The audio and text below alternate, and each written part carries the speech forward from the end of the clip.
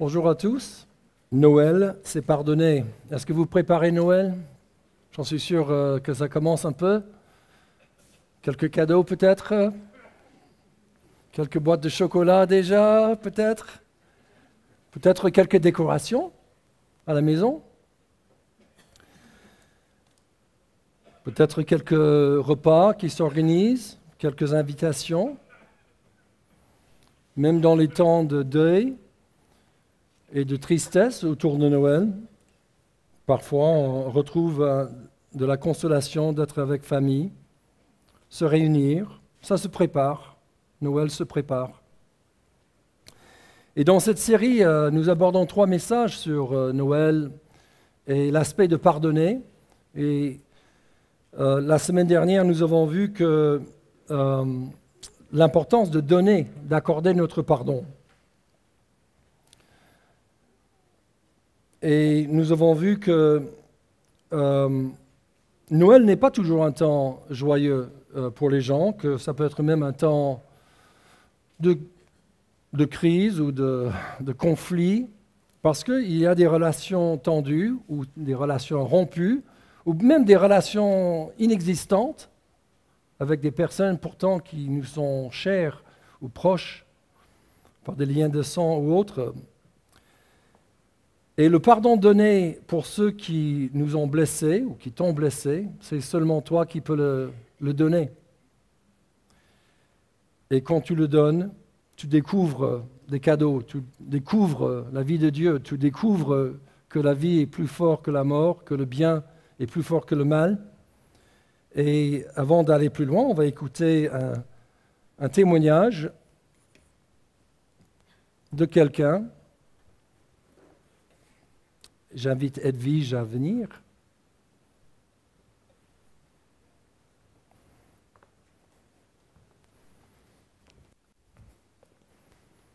Merci. Bonjour à tous. Ouais. Bonjour. Voilà, c'est bien. Juste avant de commencer, je voulais juste dire que Dieu avait beaucoup d'humour parce qu'il y a 3 ans, j'avais un audit à passer. J'avais les auditeurs présents et j'ai pas pu parler, pas pu dire un seul mot. J'étais tétanisée. Bon, bref, donc j'ai dû travailler sur moi-même. Il y a un mois de ça, à peu près, j'ai passé un examen et j'avais 3 jurys devant moi. Donc c'était déjà pas mal de parler devant 3 personnes que je ne connaissais pas. Il y a 15 jours, je crois, j'avais une réunion à mon travail, j'ai dû parler devant 12 personnes. Ok, c'était un peu, voilà. Et là, maintenant, vous êtes beaucoup plus que 12. Donc je me dis, Dieu, il a vraiment de l'humour parce que, enfin voilà, quand même, il me fait rire. Voilà, c'est une petite parenthèse. Donc j'ai tout écrit parce que, bon, voilà. Pardon. Alors, le message sur le pardon que nous avons entendu dimanche dernier m'a touché au plus profond de moi-même. Mon expérience de pardon date depuis la venue des Canadiens ici à Saint-Dizier il y a environ 4 semaines. En effet, Dieu a mis sur le cœur de Julienne la notion du pardon. Sans me connaître ou de connaître mon passé, elle m'a dit de la part du Seigneur que je devais pardonner à une personne qui était très, très proche de mon entourage. Ce manque de pardon de ma part était un frein à mon épanouissement sentimental et surtout ma relation spirituelle avec Dieu. J'ai compris que j'avais le droit d'aimer et surtout le droit d'être aimé. Avec le message de la semaine dernière, en plus, j'ai pris conscience du pardon que je devais accorder sans rien attendre en retour. Et je l'ai fait. J'ai ressenti un soulagement immédiat et pour moi, ça a été une libération. Libéré, délivré. Ah, voilà. Ce que je vis correspond à une des 3 sortes de pardon décrits dans le message de la semaine dernière, que nous devons accorder aux personnes proches ou pas, pour que nous puissions vivre une relation entière et sincère avec Dieu. Cela permettra aussi peut-être la réconciliation des personnes. Dieu est amour. Il a bien su me pardonner à moi. Alors pourquoi ne pas pardonner à mon tour et à notre tour? Voici un verset qui me tient à cœur, que j'ai appris presque par cœur. Psaume 139, verset 5. « Tu m'entoures par derrière et par devant, et tu mets ta main sur moi. » Voilà, merci pour votre attention et soyez bénis. Merci Edwige. On peut l'encourager. Allez.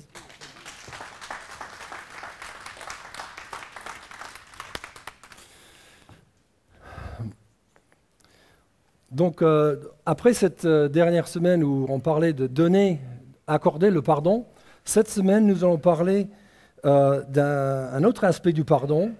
Ce n'est pas le pardon que nous donnons, que nous accordons aux autres, mais le pardon que nous devons demander aux autres que nous avons blessés. Eh oui, parce que les crétins, ce n'est pas juste les autres, c'est parfois nous le crétin, c'est parfois nous le méchant. C'est parfois nous l'inconscient. Et quand c'est comme ça, quand c'est nous qui avons fait le mal, c'est un autre cadeau à découvrir. Et oui, c'est un autre cadeau à préparer pour le Seigneur, pour l'autre, pour nous-mêmes. Et pour découvrir cela, je vous invite à voyager avec moi dans un monde imaginaire, lointain, féerique, que quelques-uns d'entre vous connaissez très très bien. C'est bien au-delà des forêts enneigées du Norvège, du Canada, de la Russie. Dans ce pays niché, quelque part près du pôle Nord, se trouve une installation magique et sophistiquée. Il s'agit d'un atelier secret. Et dû aux intempéries et la sévérité de la météo, de ces environs, il y a une vaste infrastructure souterraine, immense, mais immense, qui ferait pâlir Amazon. C'est vu installé et ça tourne 7 jours sur 7, 24 heures sur 24. Qu'est-ce ? C'est bien l'atelier du Père Noël.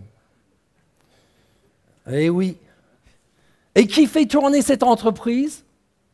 Qui est la main-d'œuvre ? Qui sont les personnes qui fidèlement font tourner cette baraque, cet engin, cette machine de bonheur et d'attention ? Vous savez bien, comme moi, ce sont des lutins. Bien sûr. Et ici, apparemment, ils ont tous le même coiffeur et tous le même styliste. Ils s'habillent tous sous la même marque, je ne sais pas, même tailleur.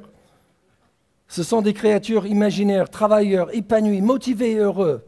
Et regardons celui en gros plan. On dirait il vient de sortir de EPB, là. Un moment d'adoration, il est plein de reconnaissance, ce petit lutin. C'est vous et c'est moi. C'est vous et c'est moi. Nous bossons pour préparer des cadeaux à temps. Parce qu'il y a une échéance qui va tomber. Le 25, ça tombe. Les enfants, tout le monde attend. Donc, ça tombe. Donc, tout doit être prêt pour le moment, le jour J. Et nous avons des jours J dans nos vies aussi. Donc, gardons cette image d'un monde merveilleux à l'esprit et lisons les paroles de Jésus dans la Bible concernant les cadeaux de Dieu, les cadeaux pour Dieu. Regardons ce texte dans l'évangile de Matthieu. Donc, ce sont les paroles de Jésus dans la Bible.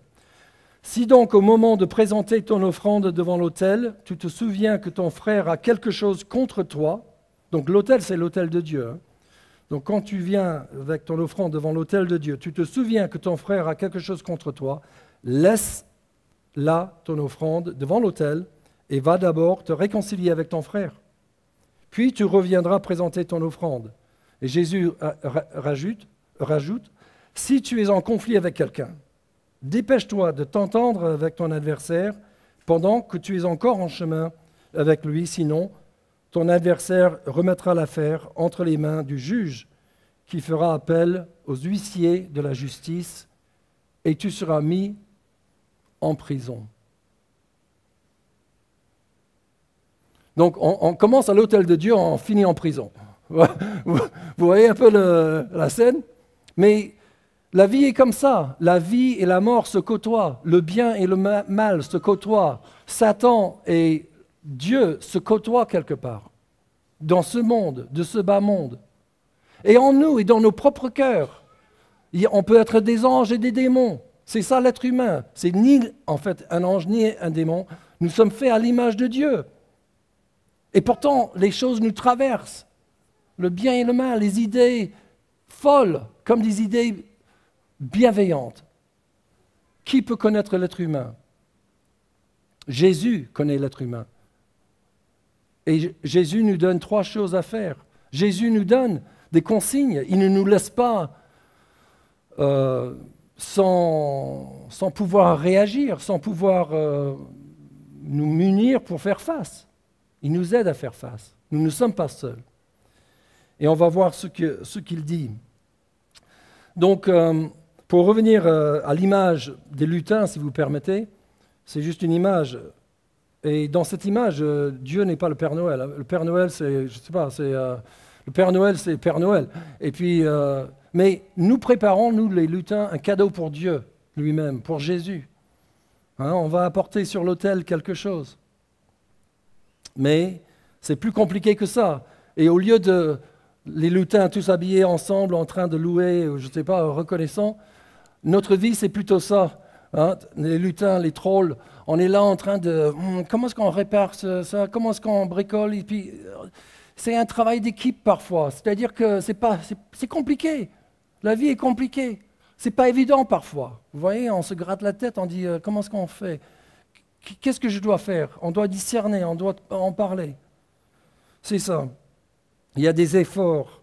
On cherche à réparer, à préparer, présenter le cadeau digne de ce nom. Et donc, comme je disais, il y a 3 choses que le Seigneur nous donne, et on va les aborder maintenant. Si vous avez un suivi, la première chose à faire que Jésus dit, et on va revenir à notre texte dans Matthieu, c'est de nous arrêter. Arrête-toi. Marque une pause dans ton élan vertical vers Dieu. Vers Dieu. Devant l'autel de Dieu, dans le temple, imaginons. Un bâtiment consacré à Dieu, bon, c'est une adresse, ok, Dieu habite là, ok, j'y vais, je vais présenter mon cadeau là, et Dieu dit, bon, laisse le cadeau là et tu as d'autres choses à faire d'abord. Et puis tu reviendras. Mais d'abord, va faire autre chose. Et c'est horizontal, vous voyez. Et donc nous lisons, si donc au moment de présenter ton offrande devant l'autel, tu te souviens que ton frère a quelque chose contre toi, laisse là ton offrande. Laisse ton offrande là devant l'autel. Ce qui est intéressant dans ce texte, c'est qu'il dit que toi tu te souviens. Ce n'est pas quelqu'un qui t'a dit, mais c'est toi qui te souviens. Tu sais au fond de toi-même, tu portes ça en toi. Peut-être tu savais même avant d'aller présenter ton cadeau, mais en tout cas Jésus nous donne le bénéfice du doute et dit, bon, tu n'y pensais pas, et puis, mais tu t'es souvenu quand même à ce moment-là. Et Jésus dit, ça c'est l'occasion de faire quelque chose, d'agir après. Donc, Jésus nous invite à ne pas continuer avec ce mouvement vertical d'une offrande dans le temple. Arrête. Il y a autre chose à faire d'abord. On pourrait dire Dieu premier servi, hein, comme Jeanne d'Arc, puis voilà, c'est plus important. Puis je vais louer ou je vais donner de l'argent, je vais exercer un ministère, je vais servir Dieu, je ne sais pas, je vais aider les pauvres, je vais faire quelque chose. Tout ça, c'est bon.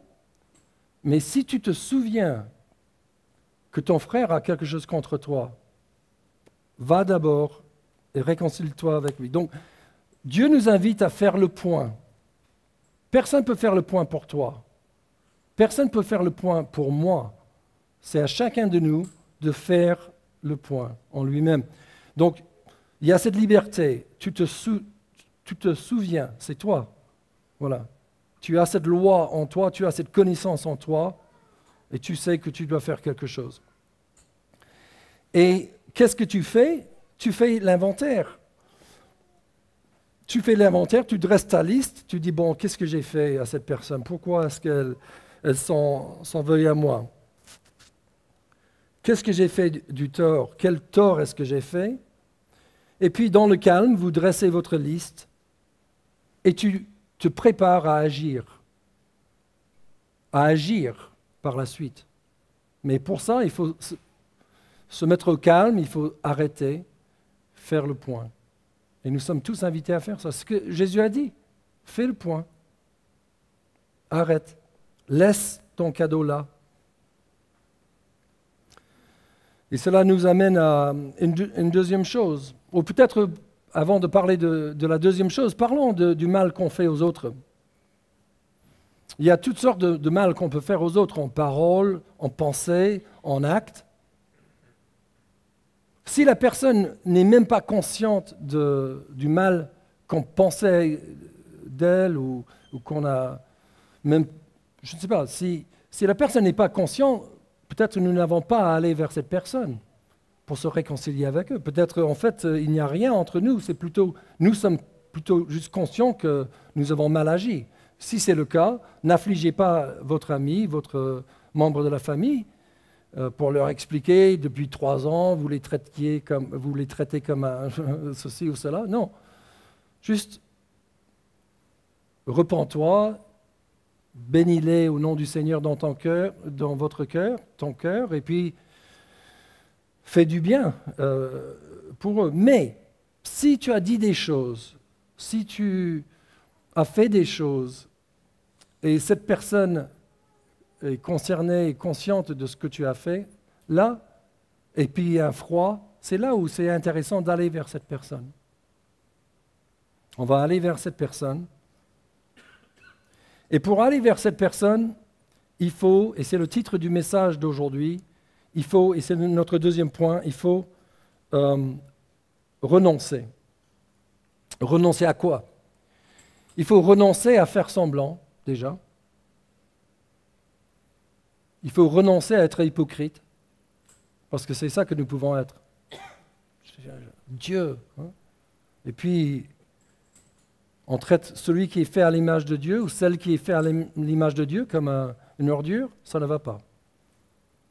Jésus dit c'est impossible. Jésus a dit par ailleurs, si on entretient la haine dans notre cœur, pour quelqu'un, nous sommes des meurtriers. C'est aussi clair que ça, et aussi sévère que ça, sans appel. Ça, c'est le problème. C'est radical. Et donc, il ne faut pas, il y a quelque part, un sentiment d'urgence dans ceci. Il faut renoncer à faire semblant, renoncer à ignorer ce qui est évident, renoncer à continuer comme si rien n'était, renoncer à l'immobilisme, immobilisme, voilà, c'est-à-dire qu'on ne bouge pas. C'est une prise de connaissance et c'est une urgence. Une urgence. Regardez les paroles de Jésus. Laisse ton offrande. Dépêche-toi. Pendant qu'il est temps. Pendant qu'il est temps. Pendant veut dire que pas tout le temps. Hein. Ça veut dire qu'il y a une porte qui va se fermer et ce sera trop tard. Il n'y aura pas de pardon demandé, pardon accordé, etc. Il faut agir.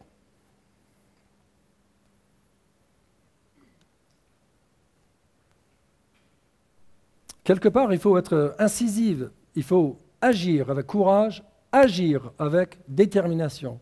On ne peut pas laisser traîner. Ça pourrit la vie. Encore une fois, ce ne sont pas les torts que l'autre nous a faits, c'est nous et nos torts à l'égard de l'autre personne.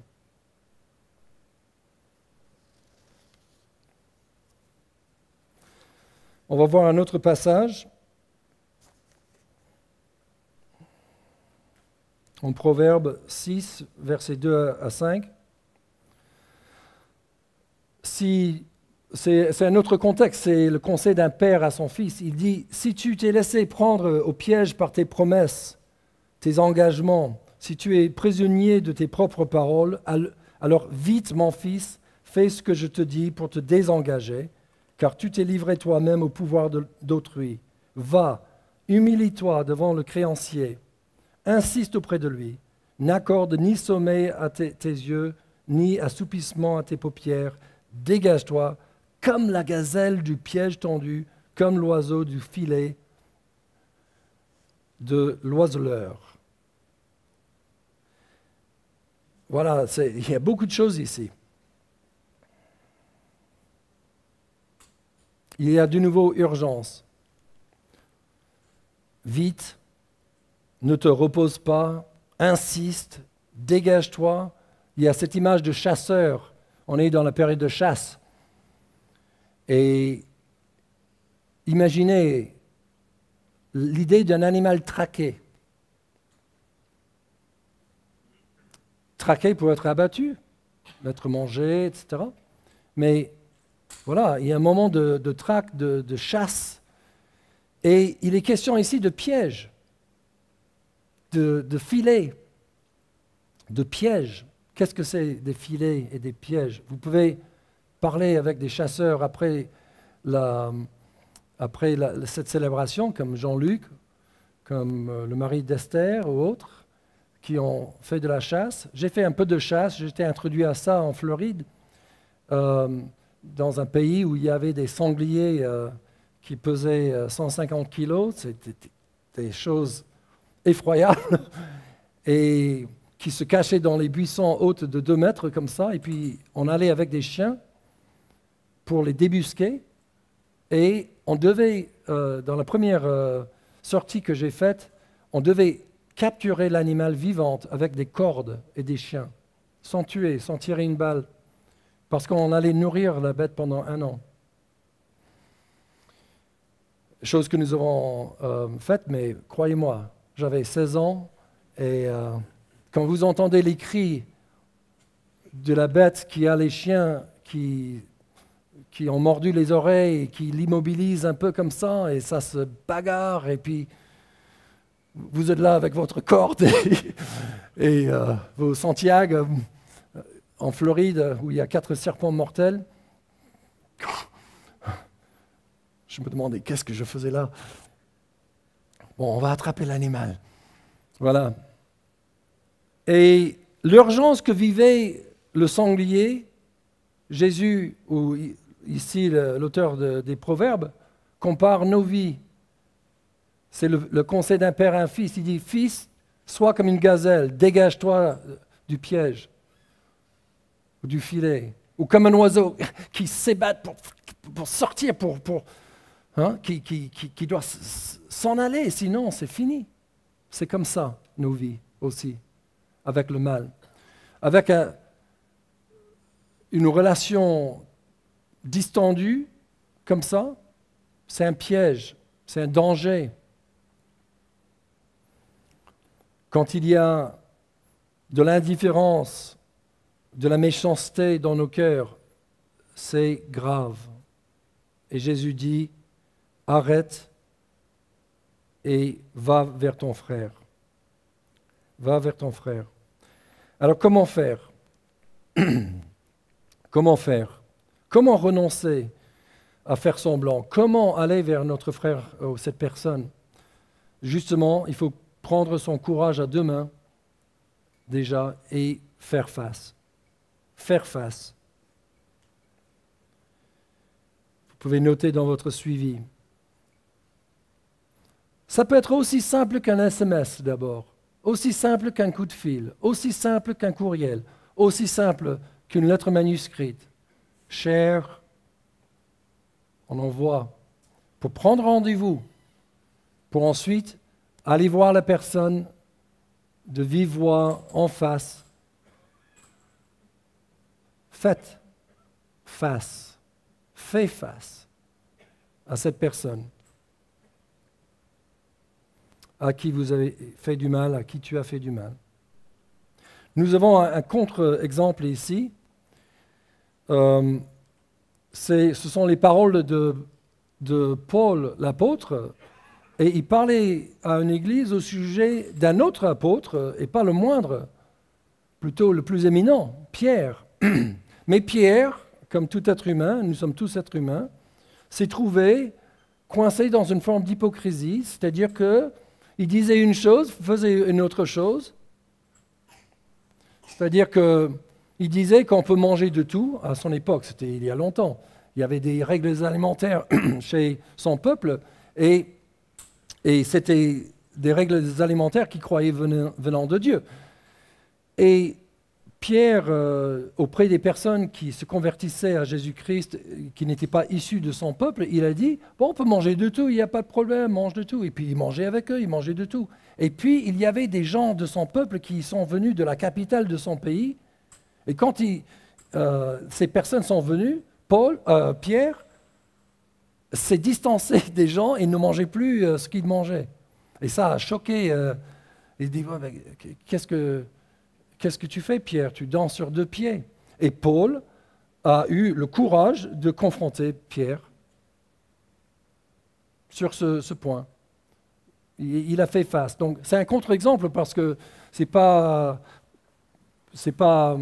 comment dire, Paul qui a fait quelque chose contre Pierre. Mais on voit le courage dans le relationnel. Parfois, dans le relationnel, on ne veut pas confronter, on ne veut pas admettre, on ne veut pas aller vers, mais il faut, c'est ça qu'il faut. Il faut crever l'abcès. Et parfois, c'est juste simple, très simple, c'est un rendez-vous, un mot, et ça va très vite parfois après. Donc c'est nous qui allons vers la personne. Il y a une deuxième chose que nous pouvons faire, ou que nous faisons, quand on voit la personne finalement, c'est qu'on lui demande pardon.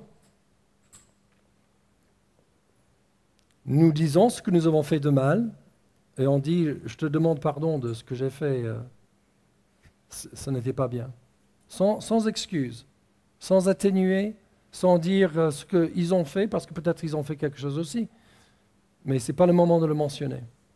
C'est toi, tu es là pour dire, je t'ai blessé, je t'ai froissé, je t'ai repoussé et je suis désolé. C'est tout. Et tu leur demandes pardon. Et cette demande de pardon ne garantit absolument rien au niveau des résultats. La personne peut t'envoyer balader en disant « je ne veux plus te voir, dégage ». Il peut dire ça. Ça fait mal, mais tu auras fait ce qu'il fallait faire. Et c'est bien. Et dans ton cœur, tu peux continuer à bénir cette personne et prier pour eux. Mais quelque part, tu devrais dire aussi « je suis désolé qu'on est arrivé là. C'est dommage ». Mais peut-être ça changera par la suite. Peut-être cette même personne qui dit « dégage » va dire par la suite « je suis désolé pour ce que je t'ai dit. Merci d'être venu, d'avoir dit ce que tu as dit. J'ai eu un changement de cœur aussi, moi. » Ce sont des vrais miracles. Enfin, il y a une troisième chose que nous pouvons faire. Jésus nous a donné une consigne. Il nous a dit d'arrêter, faire le point. Il nous a dit de renoncer à cet état de mort qui est entre nous et la personne et d'aller vers la personne. OK? Donc on fait ça. Et puis, enfin, on peut revenir. On peut revenir à l'autel de Dieu. On peut offrir des cadeaux à Dieu. On peut louer, on peut donner de l'argent, on peut méditer, on peut exercer un service, un ministère, on peut aider les pauvres, on peut faire du bien. Et notre conscience est apaisée, notre personne est plus intègre parce qu'on a fait le nécessaire, tout simplement, avec un autre vis-à-vis, avec qui nous étions en froid, qui avait quelque chose contre nous. Jésus dit, laisse là ton offrande devant l'autel, on a vu ça, et va d'abord te réconcilier avec ton frère, on a vu ça, autant que c'est possible pour nous, puis tu reviendras présenter ton offrande à Dieu. C'est pas beau ça, c'est déjà un cadeau avec la personne avec qui on s'est réconcilié, et après tu offres un cadeau à Dieu. Ça fait des cadeaux, ça fait Noël. C'est le pardon. Regardons ce dernier verset. Je vous recommande donc, frères et sœurs, à cause de cette immense bonté de Dieu, à lui offrir votre corps comme un sacrifice vivant, saint et qui plaise à Dieu. Ce sera là, de votre part, un culte raisonnable, une célébration esquisse. Offrir à Dieu votre corps, votre personne. Et j'aimerais rajouter le prochain verset, verset 2, « Et ne vous conformez pas à ce monde, ne vous conformez pas à ce monde, si bas, mais soyez transfigurés par le renouvellement de votre intelligence pour discerner quelle est la volonté de Dieu, ce qui est bon, approuvé ou agréé et parfait. » C'est-à-dire que le message, c'est renoncer au status quo, renoncer à cet état aujourd'hui où on a du mal entre nous et une personne. Renonce à ça. Ça, c'est ne se conformez pas au monde ici-bas. Ne vivez plus avec ça, mais allez vers la personne, faites de votre possible pour demander pardon, vous excuser auprès d'eux en disant que vous êtes désolé et laissez les résultats entre les mains de Dieu. Mais faites ça. Et ce sera le plus beau des cadeaux. Et je propose de prier et terminer maintenant. On va prier et se mettre devant ce Dieu, devant son autel dans le ciel. Et on va lui parler par rapport à ce qu'on vient d'entendre. Peut-être t'es-tu déjà t'arrêté. Peut-être tu es déjà avec un mise au point, tu es déjà conscient de quelque chose. C'est bien. Il faut en prendre note. Peut-être tu as déjà décidé de le contacter, cette ou ces personnes. Ça, c'est bien aussi. Sinon, peut-être tu as besoin de renoncer à certaines choses pour pouvoir aller vers cette personne. C'est un changement, c'est une transformation en toi qui doit avoir lieu. Et Père, je prie pour cette grâce, pour chacun de nous, si nous avons un travail à faire ce matin, que nous le fassions. Que tu nous donnes la volonté, le courage, la détermination. Et je prie qu'il puisse y avoir, Seigneur, des cadeaux prêts pour le jour J, que nous n'attendions plus, que nous fassions le nécessaire. S'il te plaît, ne permets pas que le mal infligé reste sans un mot, mais qu'il y ait les demandes de pardon, comme il se doit. Peut-être aussi as-tu besoin de demander pardon à Dieu, cet autre qui nous aime, mais contre qui nous avons fait des torts. Nous avons ignoré, nous ne savions peut-être même pas. Nous nous rendons compte qu'il est là, il a toujours été là, il nous a créés, il nous a aimés, et nous prenons conscience qu'il a fait le nécessaire pour nos fautes, nos péchés. Il a envoyé son Fils, Jésus, cette bonne nouvelle, cette nouvelle extraordinaire, cette nouvelle renversante. Et nous avons besoin simplement, ce matin, par la foi, de demander pardon à Dieu, de dire que nous croyons en lui, sans tout comprendre, sans tout maîtriser. Dis, Père, je crois en toi, je crois en Jésus-Christ, ton Fils. Je crois qu'il est mort pour mes péchés et je crois qu'il est ressuscité et vivant aujourd'hui. Viens dans ma vie, transforme ma vie. Pardonne mes fautes, merci.